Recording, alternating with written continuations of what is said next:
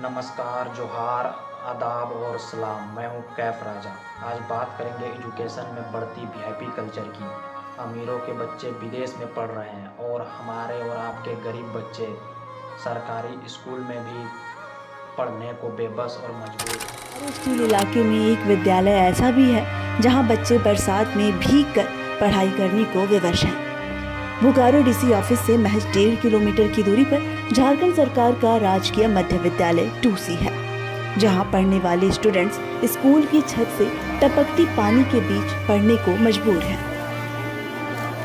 बहुत बारिश आता है, इतना बारिश आता है कि पूरा पानी क्लास में गिरते रहते हैं, बच्चे उसे साफ़ करते हैं। हम यहाँ मतलब पढ़ने आते हैं कि पानी मतलब हटाने आते हैं, और कभी भी बिजली गिर सकते हैं। हमारे मतलब बच्चों के जान से खेला जाता है, तो हम यहाँ पढ़ने आते हैं कि मौत से खेलने आते हैं। बस हम लोग को यही चाहिए कि हमारा स्कूल अच्छे से रिपेयर हो जाए और सारे बच्चे अच्छे से पढ़ें। यहाँ पे पूरा स्कूल खंडर की तरह हो गया, एक भी खिड़की नहीं है, सारा स्कूल है जो पूरा खंडर की तरह हो गया है।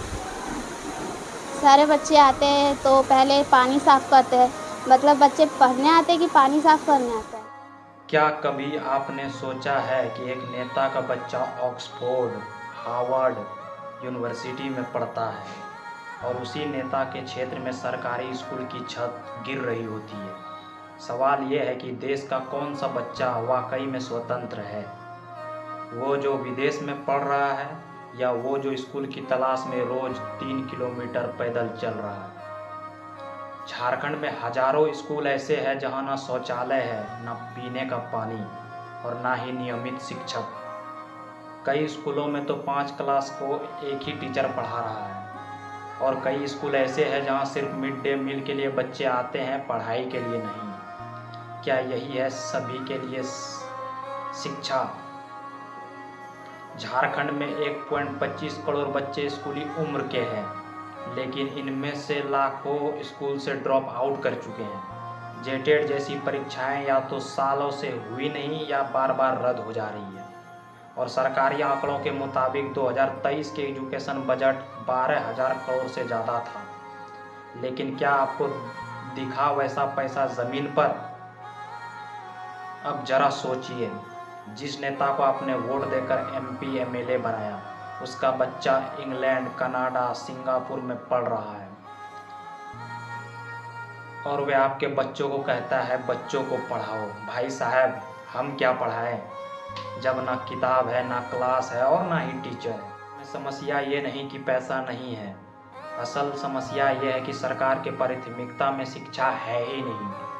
चुनाव आते हैं तो हर पार्टी कहती है हर गांव में स्कूल खोलेंगे, हर बच्चा पढ़ेगा, और फिर 5 साल तक जेटेट रद्द होता है, SSC का रिजल्ट नहीं आता और स्कूलों में ताले लटकते हैं। नेता का बेटा विदेश में पढ़ रहा है और आपका बच्चा सड़क किनारे। यही है क्या नया भारत? क्या शिक्षा अब सिर्फ अमीरों का हक बनकर रह गया है? और अगर गरीब कोई बच्चा पढ़ भी जाए तो उसे नौकरी क्यों नहीं मिलती?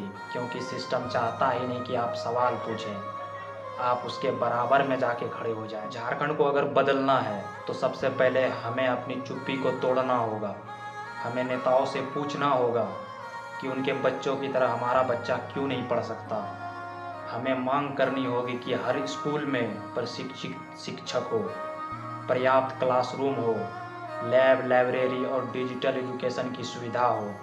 अब वक्त आ गया कि हम डरे नहीं, सवाल करें, क्योंकि अगर आज नहीं बोले तो आने वाली पीढ़ियां भी इसी टूटी कुर्सी पर बैठी रहेगी और नेता का बच्चा एयरपोर्ट पर सीधे उतरकर संसद पहुंचेगा।